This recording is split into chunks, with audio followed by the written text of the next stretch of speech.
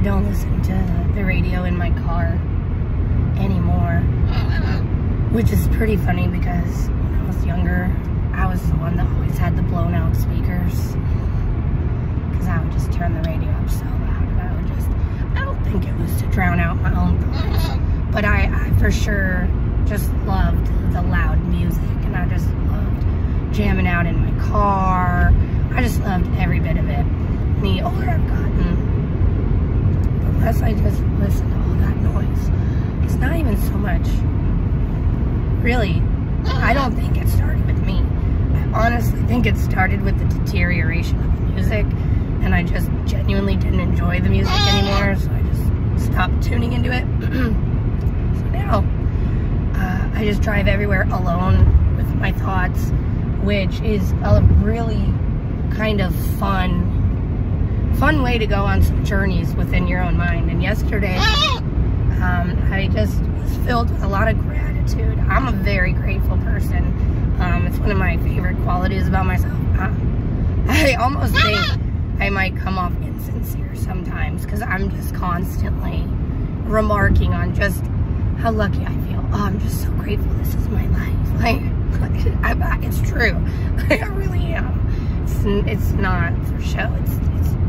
I'm genuinely just happy with who I am and where I'm at, what I'm doing. I'm grateful. So yesterday, as I was driving around, my morning commute is about an hour, so I have plenty of time with myself. So yesterday I had this really interesting thought as I was just communicating my gratefulness to myself. I just was like, man, my life is so cool. And I thought, that's interesting. I'm going to try to articulate this the best I can, but sometimes the conversations do go better in my head, and they are a lot smoother because the personality that tries to communicate the thoughts is not nearly as wise as the personality that throws the thoughts out there. So my wise personality is always so frustrated with my communicative personality, because my communicative personality is flighty and excited and distracted all the time, and my wise personality is like that. It's not even remotely what we were talking about, but if that's what you heard, girl. So I'm gonna try my hardest to articulate this in a manner that maybe can impact you or just inspire thought in you. And the thought to myself was, wouldn't it be crazy if something happened to you and you fell into a coma somehow, you woke up and you went home and you had to be introduced to your life? How would you feel about the life you were being introduced to? What would you be excited about? What would you be like, wait, what? This is my life? Stop.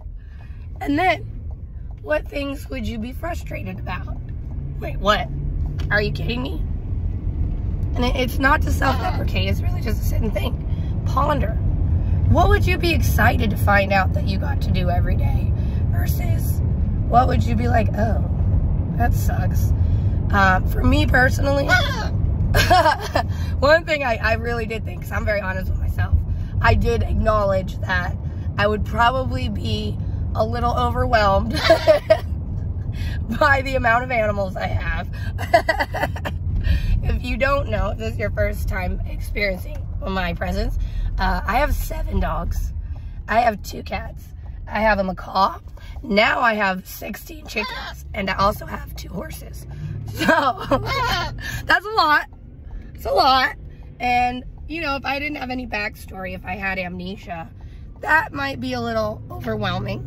I could see how jumping into that routine would be like, whoa.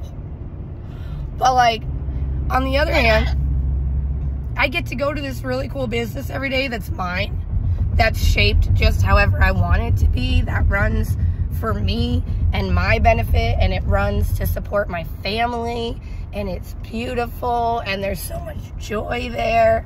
I always am happy to get up and go to work. And so I thought, well, that would be so cool. You know, if you didn't know how you got there, you just blinked one day and here you were. Another thing that I thought that my coma self wouldn't appreciate is that I'm not a very good saver. I'm a good spender. I could spend money. Like, not like if there was a sport in frivolously spending money, I would be top 10 nationally. I'm so good at finding things I need. So good. And I like working hard. So it doesn't bother me today. But I can definitely see how if another version of myself came out of that coma that maybe wasn't so YOLO, you know, they might be like, wait, okay, so we got all this going on, but like, did she ever think about what would happen in 10 years? No, I did not. And I'm okay with that because that's what works for me. And this thought process, I've really just been enjoying it, and I've really been exploring it within my own mind. And then when I shared it within my circle and within my friends, a lot of people were kind of perplexed, and you could see they didn't share with me as much as I'd hoped they would. But most people, they cannot be candid with themselves, so they won't be candid with you. That's what I've learned. You know, because me, I just tell people all my business. I really don't care. Like, I don't have anything that bad. So it's like, what's the deal? I put stuff on my credit cards. Cool. Whatever. I have a car payment. Yeah, it's cool. But like, you know, I don't be doing a lot of malarkey, you know, like I'm not popping pills. I don't diddle myself to pictures of kids. Like I don't have a side, like I don't, because there was that too. As I was telling Brandon, you know, it's probably more fun for me to travel down that thought process because I don't have a lot of malarkey in my life. Whereas, you know, like if perhaps you were married and maybe had a girlfriend, like wouldn't that be crazy? If you're married and you go home and you're like, oh, okay, so you're my wife, these are my kids, right on, and then all of a sudden your phone rings and it's like a side piece and you're like, whoa, what am I doing? What am I doing? Or like, what if you have all these kids and then you find out that maybe you're not so nice to them. Maybe you're really detached from them. And then you're sad. You're like, wow, how did that happen? How do I have all these beautiful kids and we don't watch TV together at night? So I don't know if that made any sense to you. I don't know. Another way that I thought about it, because I always try to find, you know, what works for me might not work for you. So I do always try to consider another frame of thought and consider another platform to inspire the same train of thoughts. So a lot of people play video games, so I thought this would be another way that maybe you could identify this train of thought is, what if your character respawned today and your consciousness had to pick up in your respawn situation?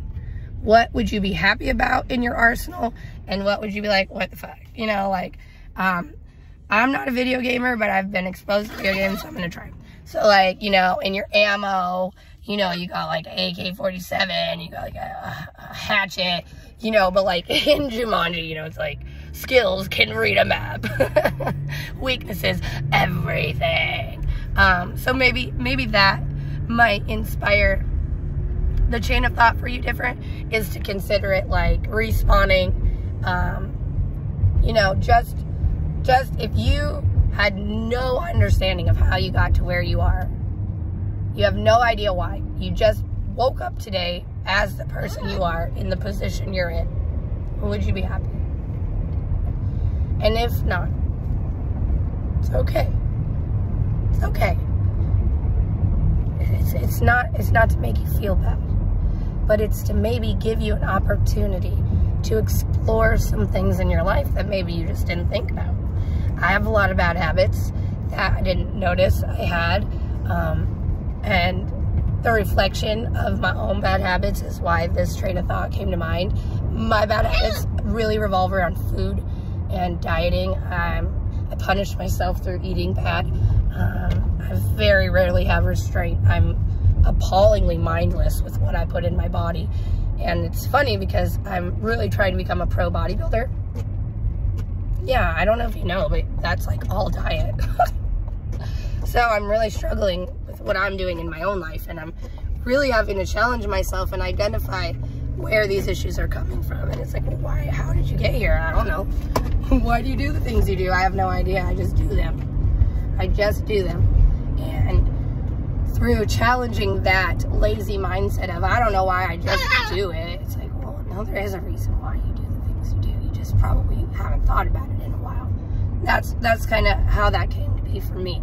So if you're wondering, you know, why I'm thinking about this stuff and where it's coming from, it's all coming from my own personal growth, my own realization and understanding of some of these concepts that I've heard people talk about these concepts. I've heard people say things like this, but I don't know. I guess I just wasn't open to receiving it. I didn't receive it in the way that was helpful to me at that time. And so now that I'm here looking for change, open to receiving the message, it's easier for me to navigate it. And then I like to share because you never know. Personally, I don't think I'm that helpful, but the feedback that I get from others would challenge that assertion. Other people tell me that I help them. Other people tell me that I inspire them. So that's where my goal is coming from this, is to maybe help somebody, maybe illuminate something differently for somebody. And maybe encourage you to just look at some of the things that you do. And not because you're a piece of shit. Not because you're a fucking loser. No. But maybe just because you love yourself. And maybe just because you just want to feel a little bit better. A little more excited to respawn every day, right? I didn't always genuinely believe this stuff. I always told myself this stuff my whole life. I wake up every day and I say, oh, you're alive. You can move. Everything else is a blessing. I tell myself that every day. I used to struggle with some gnarly depression. Like, I am a pro self-sabotager. I'm sure there's a cooler word. Saboteur. Oh, self-saboteur. Pro. I'm a pro at that. I'm really good at just terrorizing myself. I leave everybody else alone, but the chaos that I create for my own mind, my own spirit, and my own life is profound. And so I've really been looking to be nicer to myself. Stop terrorizing myself, to give myself joy. And in finding that joy for myself, I've been able to more easily identify the things in my life that maybe could use addressing. Like my mindless eating habits. I don't have to be so mindless, because what that does for me, the mindless eating turns into mindless spending. So everything is connected. We just don't always understand how. And I want to start a bunch of businesses. I want to start a bunch of cool stuff. And so I can see how my lack of discipline in one area is affecting my progress in all areas, because you're not going to have it all together on one hand and be a total disaster unless you have the level of mental illness that is just like, I mean, good for you. Good for you if you're that level of compartmentalization. But most of us are not. Most of us are going to spill into the other areas of our life. Most of us are going to be pretty consistent across the board. So if we're skanky-janky over here, we're skanky-janky over there. If we got it going on over here, we probably got it going on over there. So I just wanted to take a moment and share that thought process, and maybe encourage someone to think a little bit about their everyday life. I definitely was the person that used to tell myself, one day I'll be happy when, I'll be okay when, if I have this, I'll be all right. And I can tell you that anytime I've ever gotten to those benchmarks in my life, it never was as curing and as healing as I thought it was. It really was only until I just created an everyday life that I love. Super corny, and I don't have an easy life. I really overextend myself. Ooh, honey. Oh, goodness, I can't tell you about how far I overextend myself on the regular. I'm working every day this month again on accident. I just did it in December. Promised myself I wouldn't do it, and here we are again. I'm like, I just did this to myself. It's not because I need money. It's just because I'm painfully ambitious, and I'm always trying to do cool stuff. And then at the end of the day, I'm like, bro, you haven't like taken a nap in 3 days. Like, go to bed, take a nap, be a bum on the couch, let yourself have a break. But I've just worked so hard, and I've allowed myself to go for a lot of these stupid things that a lot of people don't. I don't have some cushy corporate job. I bet on myself and started my own business. That's not going to work for everybody. I understand that, but it worked for me. And that's why I have more fulfillment in my everyday life. Running a business is painfully hard. It is excruciating. I mean, if we're being honest, I find very little. It's such a lie, but it's harder than it is cool, okay? I'll leave you with that. It's way harder than it is cool.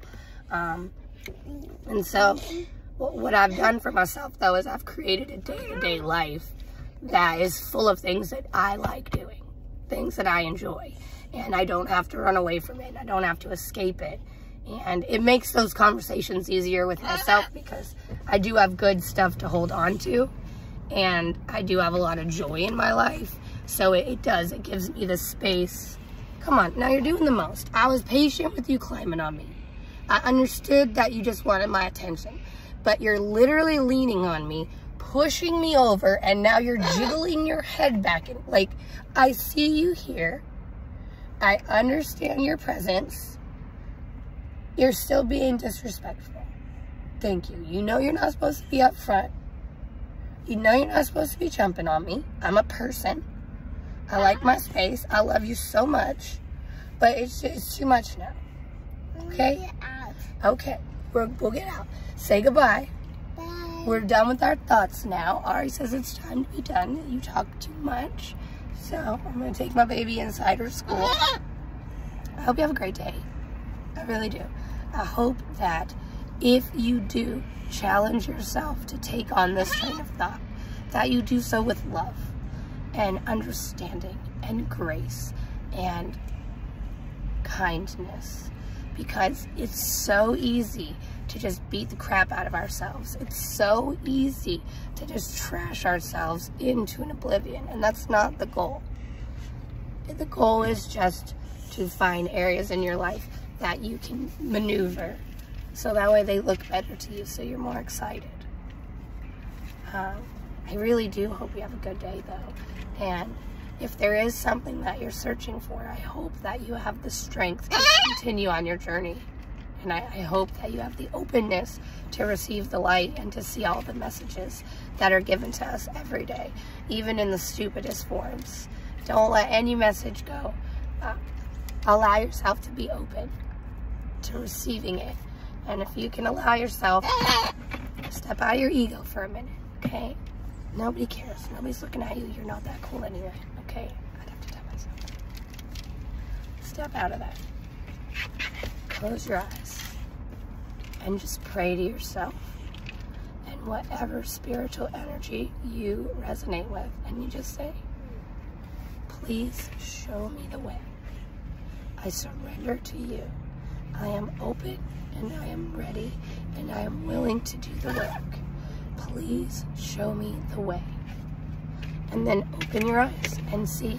Everything will start unfolding for you, and you'll start getting all these opportunities to do the work. And then you'll get a little bit better and a little bit farther, and then you'll really start being like, oh, I did that, didn't I? Oh, I don't have so many things anymore that I don't like in my everyday life. Oh, wow. And that's going to look different to everybody, and that's okay. That's okay. You have to find what works for you, and you have to lean on that. Not what works for your mama, not what works for your daddy, your husband, your wife, your babies. What works for you. What brings you joy? What brings you satisfaction? And then you lean into that.